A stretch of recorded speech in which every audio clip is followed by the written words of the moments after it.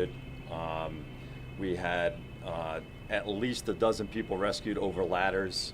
The police department, fire department, and EMS were able to enact dozens of rescues to save multiple lives in this case. So I applaud the efforts of them, but my heart goes out to the families of those who were injured, and especially the 9 who lost their lives. I'm prepared to answer questions if I can, and then we'll move on from there. You just kind of choked up there.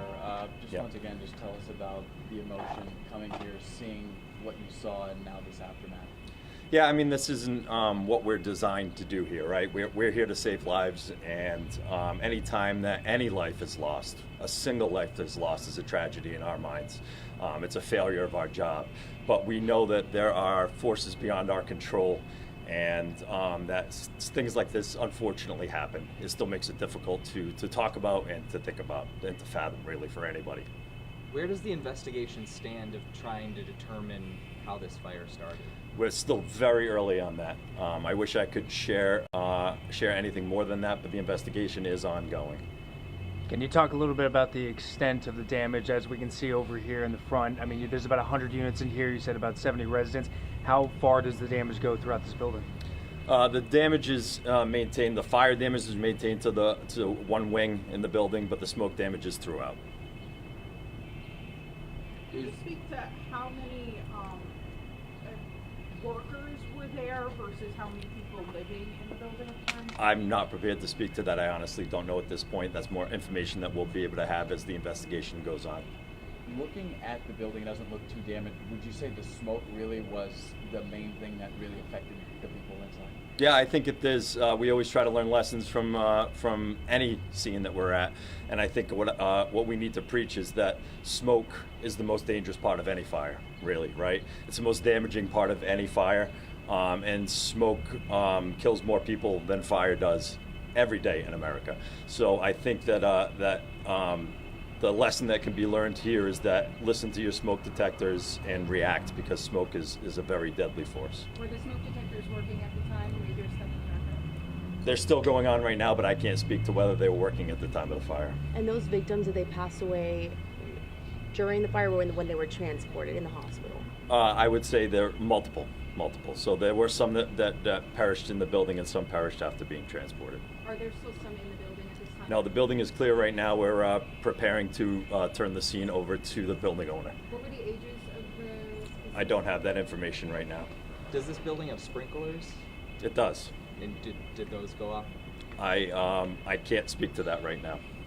Were there codes concerns in this building? There always are. Listen, anytime there's a fire in any facility, there are code concerns. So that's a standard part of any investigation. As for the building, are people going to be able to live in there? We're not there yet.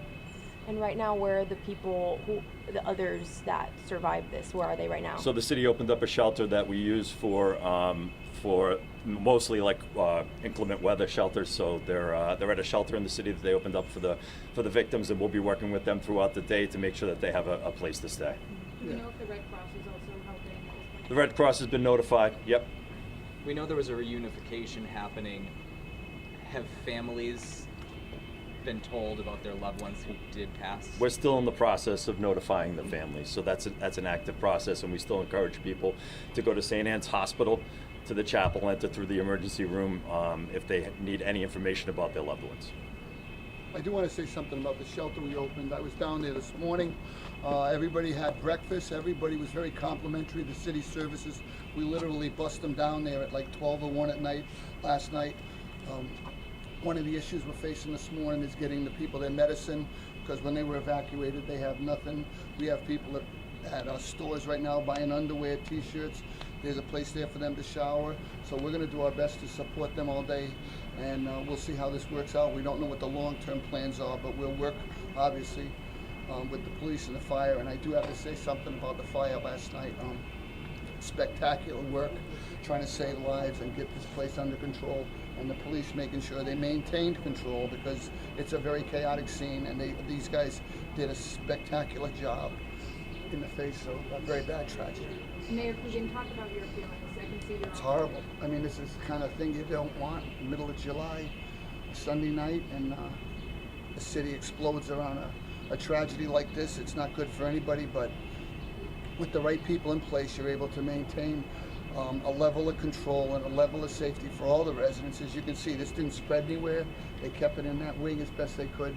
It was more the smoke, as the chief pointed out, and these guys up and down the street did a great job last night. And there are people who want to know, obviously how this started, the investigation was ongoing. I'll but- go with his comments on that. We're Yeah, not for, ready for that. for family members who want some accountability, how this possibly happened, what do you say to them?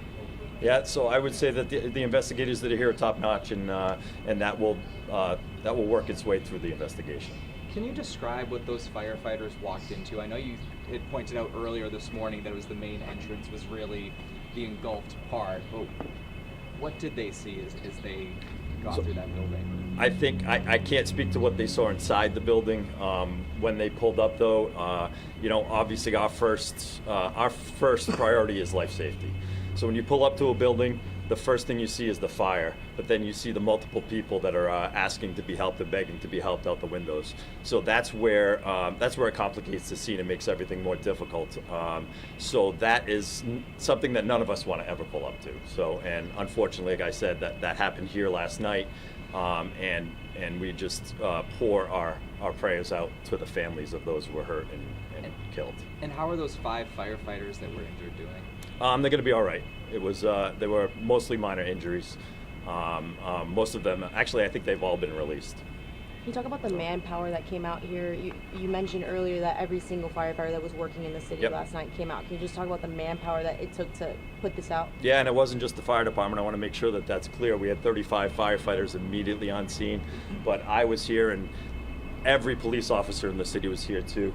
And everybody was rescuing people. EMS was in the triage area, and they were actively rescuing and saving lives. So we have a very strong and powerful public safety presence here in the city of Fall River, and it worked the way it was supposed to last night to save lives. Of course, this being an assisted living facility, some residents with mobility issues and all, does that impact the life-saving procedures? Yeah, absolutely. Absolutely. Clarification, was it 9:30 or 9:50?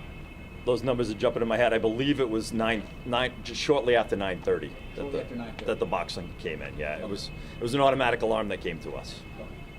Of those 30 people you mentioned that were transported to the hospital, what are the range of their conditions, most expected to be okay? Yeah, so there's one in critical condition right now. I don't know the condition of all the others, and it's going to be upwards of 30 that were transported. At the very beginning, there were people that were self-transporting. The hospital's right across the street, so we'll have a better idea once we can sink our teeth into this morning exactly how many people self-transported, how many were transported, and what their conditions are. What hospitals are they at? Some here? People were transported to St. Anne's, St. Luke's in New Bedford, Charlton in Fall River, and I believe from there some were transported to Rhode Island Hospital. Has anyone had to be transported out of the hospital? What wing, and with all the medical beds that are being used up, has there been any other movements inside the hospital right now? I don't have that information for you, but the EMS was very particular about spreading the victims and where they were transported, not to overwhelm any particular hospital. And for the crews who showed up last night, what do you hope that they take from this, and that maybe going forward everyone learns? I'm sorry for For the first responders, what do you hope everyone learns from dealing with a situation like this?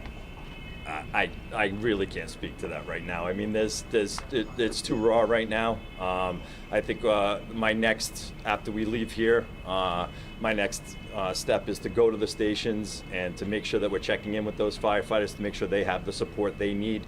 Everyone thinks firefighters are heroes and they're just designed to be able to deal with anything, but that's not the case. And the mental health aspect of this for not just the firefighters, the police officers, the EMTs, and the families that were here, that's a message that I'm a strong advocate for mental health support.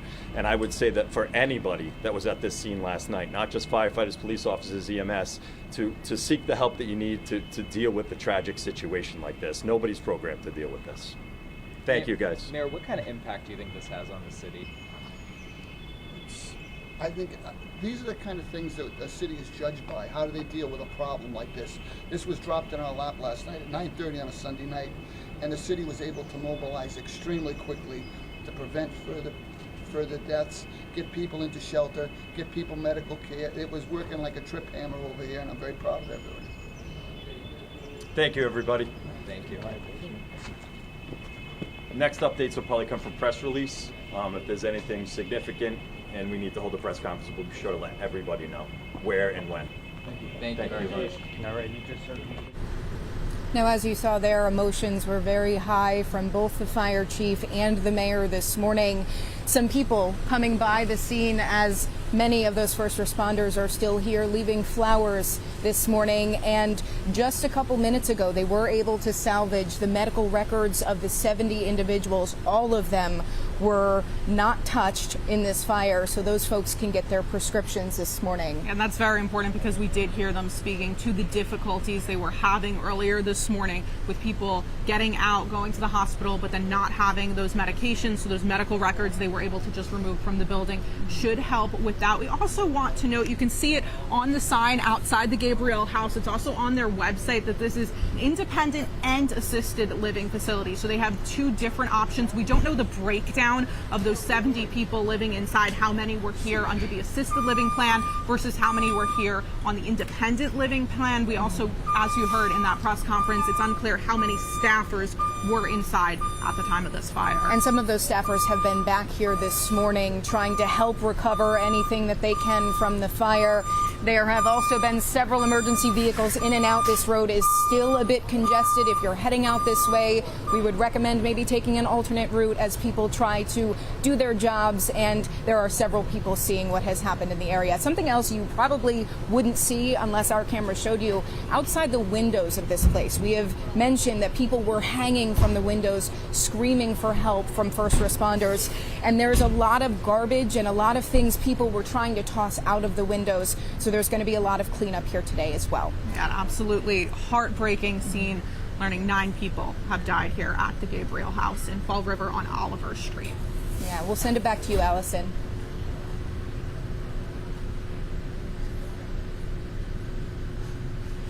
I do have one question for you guys. It looks like the building behind you is, what, 3 stories high?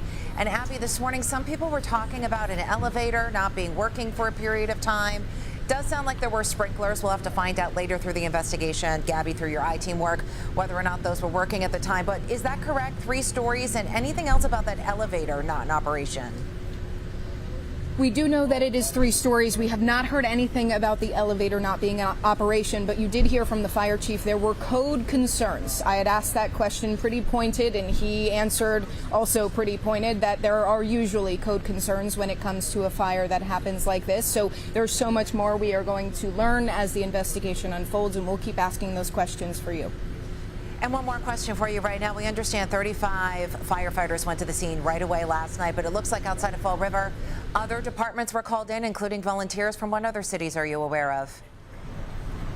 I think New Bedford was here this morning. From what I saw, there were several other people. There were also some volunteers that I think heard the call, and some rushing in even without gear just to make sure that they were helping. We also see some of those neighboring cities and towns going to take over the fire stations in Fall River. So while all of the Fall River firefighters are here, in case there was a call somewhere else, they provide that mutual aid and are able to go to secondary locations if anything were to have happened while all of the Fall River firefighters were on scene here. Yeah, and police were very heavily involved as well, pulling people out of windows.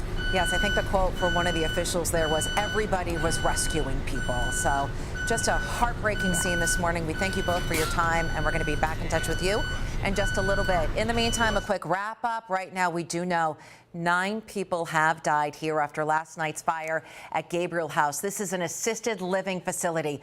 To stress, it's not a nursing home, but it's independent and assisted living. We did hear that medical records were saved, and people who've survived this getting their medications that they desperately need as well.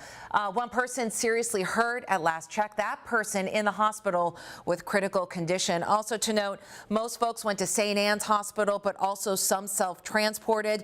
St. Luke's Hospital in New Bedford is stepping in addition to Charlton, and even Rhode Island Hospital that has a trauma center, of course, in Providence. We're told 30 people in total at last check taken to the hospital. Gabriel House I understand they have 100 beds there, but they've been housing around 70 people, at least at the time of this fire. More than 50 firefighters responding. 5 of them were hurt. They are all expected to be okay. Most of the injuries we understand to be smoke inhalation, something having to do with smoke, not necessarily direct fire burns, but still very serious. But they will eventually make full recoveries, we're told. According to the Massachusetts Office of Health and Human Services as well, this building has been opened since 1999. And like I said, 100 units, or 100 beds as they say, and about 70 of them occupied at the time. This story continues to unfold all day. We'll be back on later with a special report. Jean's going to join me at 9 o'clock, so stay with us here at NBC 10.